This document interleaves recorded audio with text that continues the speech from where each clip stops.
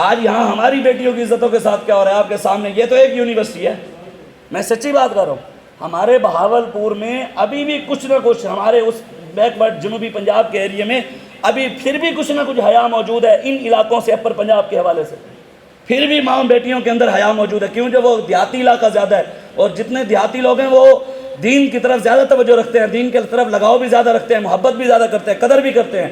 ابھی یہ ہماری طرف حیا موجود ہے اور یہ حالت ہے۔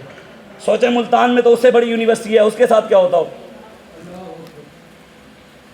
علامہ اقبال کہتا ہے نا، بیگانہ رہے دین سے اگر مدرسہ زن، ہے عشق و محبت علم و ہنر کے لیے موت۔ اقبال کہتا ہے اگر تم نے پڑھانا بھی ہے بچوں اور بچیوں کو اکٹھا پڑھانا بھی ہے، پہلے تو بات ہے، اقبال کہتا ہے یہ مدرسہ زن جو ہے نا، یہ جو اکٹھے پڑھے ہیں، اقبال کہتا ہے پہلے تو ہونا نہیں چاہیے، اگر پڑھانا بھی ہے تو پھر ان کی دین کی بنیاد اتنی مضبوط کرو بیٹیوں کی، اگر وہ یونیورسٹیوں میں جائیں بھی صحیح تو مغربی نظام ان کے اوپر غالب نہ آ سکے، وہ مغرب کی بات نہ کریں، پھر بات اپنے آقا و مولا کی کریں۔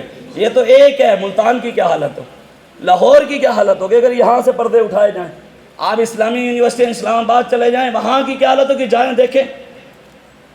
میں پرسوں رات کو اسلام آباد کے اندر ایک دوست کے ساتھ بیٹھا، زاہد بھائی ہیں، انہوں نے کہا میرا دوست اسلامی یونیورسٹی اسلام آباد میں 19ویں یا 20ویں اسکیل پہ وہاں پر اس کی جاب لگی ہے، کہتا ہے وہ وہیں سے پڑھ کر آیا ہے، ٹاپ کیا ہے، وہیں پر اس کی جاب لگی ہے، اس نے آ کر اپنے ماں باپ کو یہ گھر کہا، یہ میں نہیں کہا، یہ اس نے بات کی ہے، وہ دنیا دار آدمی، وہ پراپرٹی ڈیلر تھا زاہد صاحب، وہ مجھے کہنے لگا اس نے اپنے ماں باپ کو کہا کہ یونیورسٹی میں پڑھنے والی بچی کے ساتھ میرا رشتہ نہیں کرنا۔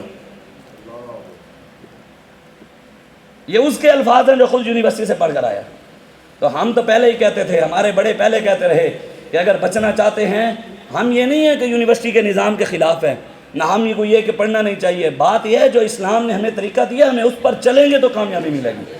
حضور نے خود فرمایا صلی اللہ علیکم ذلًا، جب میری امت غلط راستے پر چلے گی تو اللہ ان پر ذلت مسلط کر دے گا، لا ینزعہ، ذلت ختم کبھی بھی نہیں ہوگی، جتنا مرضی یہ کوششیں کر لیں، جس طرح مرضی چل جائیں، حضور نے فرمایا ذلت اس وقت ختم ہوگی حتی ترجعوا الی دینکم، جب یہ دین کی طرف واپس آئیں گے ذلت ختم ہو جائے گی، آنا دین کی طرف پڑے گا۔ امام حسین نے گھر میں بیٹھ کر دعا نہیں مانگی کہ یا اللہ یزید کو تباہ کر، گھر بیٹھ کر مسجد نبی میں نمازیں نہیں پڑھی، گنبد خضراء پہ بیٹھ کر تویز نہیں دیے، لنگر نہیں کھائے، نذرانے نہیں لیے، حسین نے میدان کربلا جا کر اون محمد دے کر، علی اصغر دے کر، ان کا خون دے کر حسین نے دین نہیں بیچا۔ ہم چند ٹکوں کی خاطر دین بیچ کر کہیں کہ ہم حسینی ہیں؟ حسین تو وہاں چلے گئے، اگر حسین کے ہوتے ہوئے مسلمانوں کی بیٹیوں کی عزتیں محفوظ ہوتی تو پھر آج حسینیوں کے ہوتے ہوئے مسلمانوں کی بیٹیوں کی عزتیں محفوظ کیوں نہیں؟ آج کیوں ایک بہن نے پکارا تھا محمد بن قاسم کو، 16 سال 9 ماہ کا جوان، وہاں سے 17 سالہ نوجوان آ گیا مدد کے لیے۔ آج لاکھوں ماں بہنیں ہمیں پکار رہی ہیں، کہاں ہے محمد بن قاسم کے وارث، کہاں ہے صلاح الدین ایوبی کے وارث؟ بس ہمارا یہی ایک بات ہے، ہمیں جب بھی کامیابی ملے گی، انقلاب آئے گا، تبدیلی آئے گی، وہ رسول اللہ کے دین کے ساتھ آئے گی۔ اقبال کہتا ہے فتویٰ ہے شیخ کا یہ زمانہ ہے قلم کا، دنیا میں اب رہی نہیں تلوار کارگر، لیکن جناب شیخ کو یہ معلوم نہیں مسجد میں اب عواز ہے بے سود و بے اثر۔ وہ اشارہ اقبال کا عبد کا تھا نا، اس نے کہا اب یہ فتوے دے رہے ہیں کہ اب تلوار کی بات نہ کرو، اب رسول اللہ کے نظام کی بات نہ کرو، جی دین میں سیاست نہیں ہے، اے مولویوں کا کیا کام سیاست سے؟ قرآن میں اللہ نے کہا ہے وَمَن لَّمْ يَحْكُم بِمَا أَنزَلَ اللَّهُ فَأُولَٰئِكَ هُمُ الْكَافِرُونَ۔ میرے حبیب جو ہم نے آپ پر قرآن نازل کیا ہے، جو مسلمان اس کے مطابق حکومت نافذ نہیں کرتا وہ کافر ہے۔ اب جو کہتے ہیں دین میں سیاست نہیں ہے تو وہ قرآن کا منکر ہے۔ وعد اللہ الذین آمنوا منکم وعملوا الصالحات لیستخلفنہم فی الارض کما استخلف الذین من قبلہم۔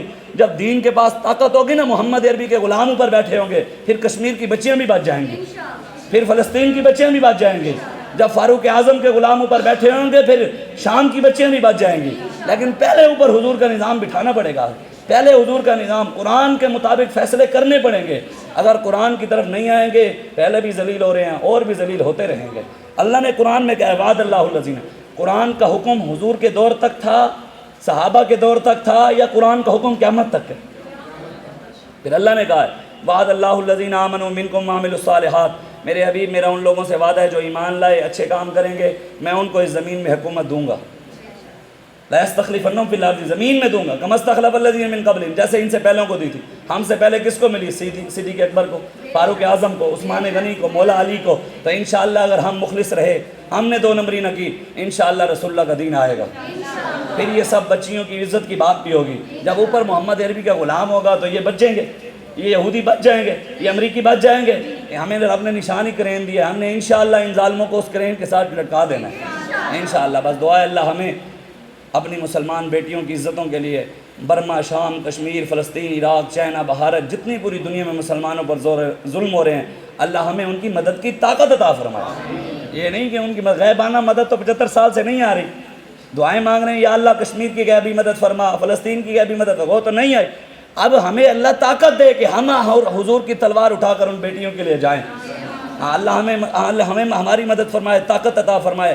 ہم ڈاکٹر عافیہ صدیقی کے لیے نکلیں، اور ڈاکٹر عافیہ صدیقی بھی انشاءاللہ رسول اللہ کے غلام آئیں گے تو وہ آ جائے گی۔ پہلے تو ہماری دعا ہے اللہ تعالیٰ اس کی غیبی مدد فرمائے، اس کو جلد رہائی عطا فرمائے۔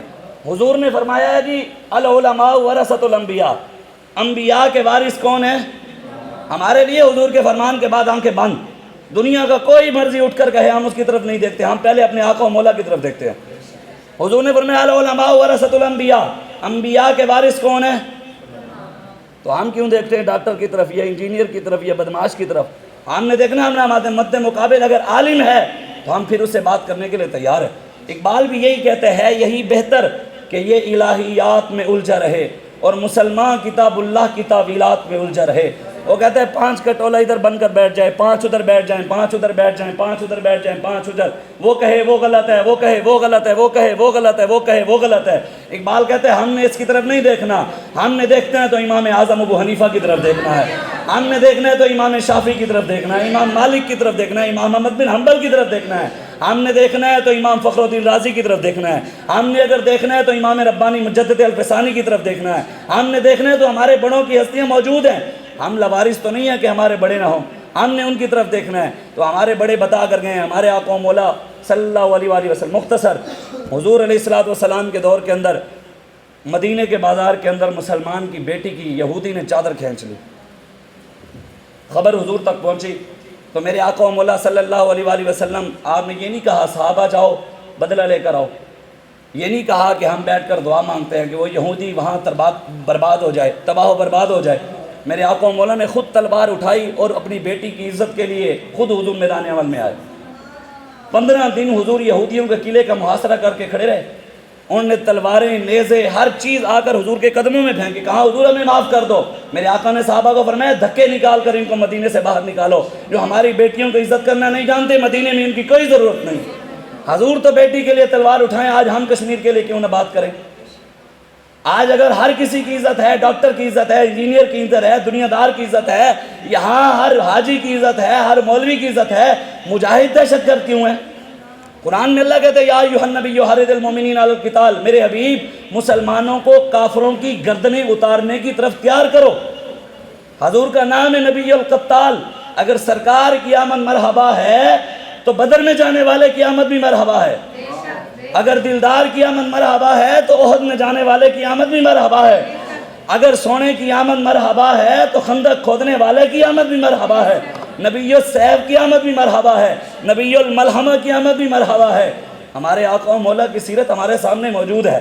اگر کشمیر کے لیے، فلسطین کے لیے ہم چاہتے ہیں کوئی عملی کام ہو تو ہمیں خود اپنے اپنے طور پہ میدان عمل میں کھڑا ہونا پڑے گا۔